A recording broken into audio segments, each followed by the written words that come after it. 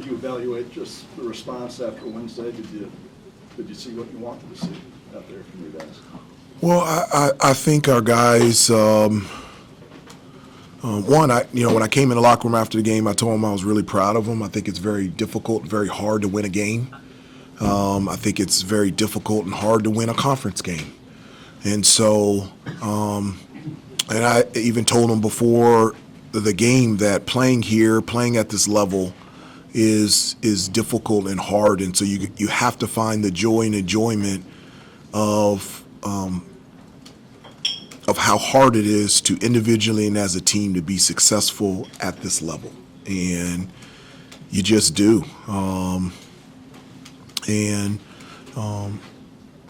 I told them I was really proud of them that through the hardness of this game, yes, there's some things, a number of things we didn't do very well or to the liking of the way that we would want to perform in terms of having 18 turnovers but there were some good things that we did tonight, and I wanted them to have a smile on their face. I know for a week and a half, losing 3 in a row, it was hard, and I think our team a little bit has been wounded by that, and didn't play fast and free, but play tight and tentative.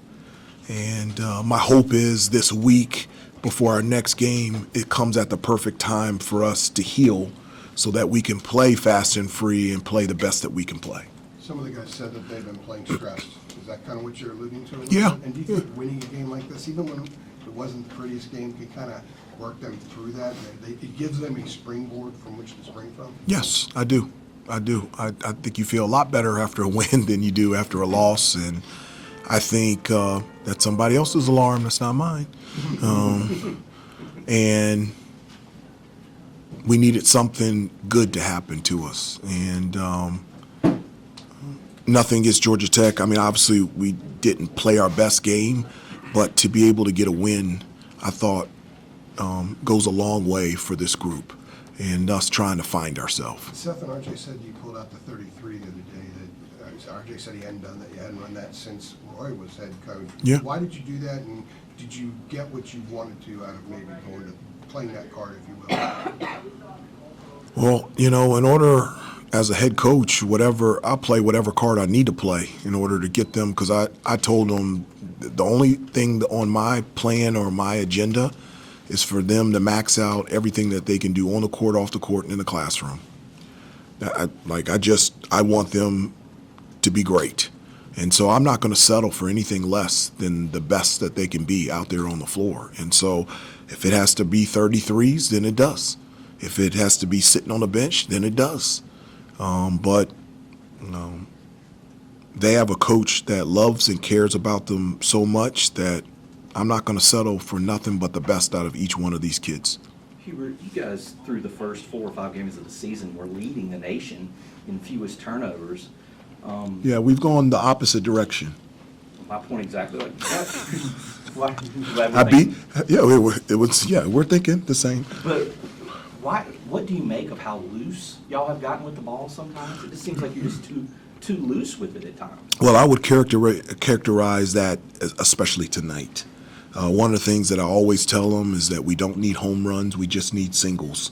I got that from Coach Bob McKillop in Davidson. Yeah. When I was with ESPN, I did a number of their games, and specifically when Steph Curry was there, in the last year that he was there, he said that to Steph Curry all the time, and it stuck with me. And I felt like specifically tonight, we were going for home runs. One-hand passes, behind-the-back passes, in between 4 people. Another thing that I say all the time is make routine plays routinely and simple works. And those turnovers, I'm going to go back to them and show the team how it wasn't simple, how it wasn't a routine play, that it was trying to hit home runs. And that's something that we got to get away from because it's really hurting us. I mean, you get 10 assists and 18 turnovers and you get a win, you got to be really fortunate enough to be able to have that. You found a common thread in Elliott's turnovers in the last couple of games? A common thread? Yeah.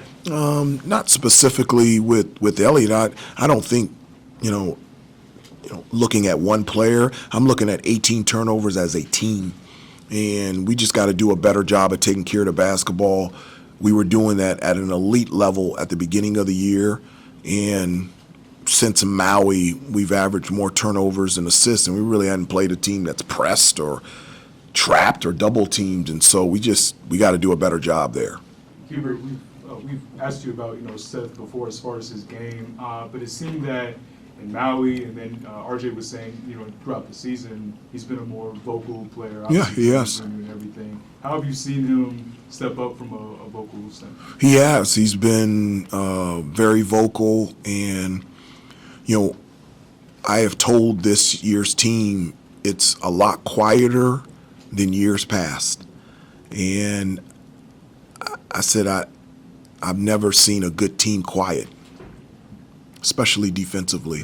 And so this group is going to have to find its own unique voice. Doesn't have to look like previous years, doesn't have to look like somebody else's personality, but each team, you have to have a voice.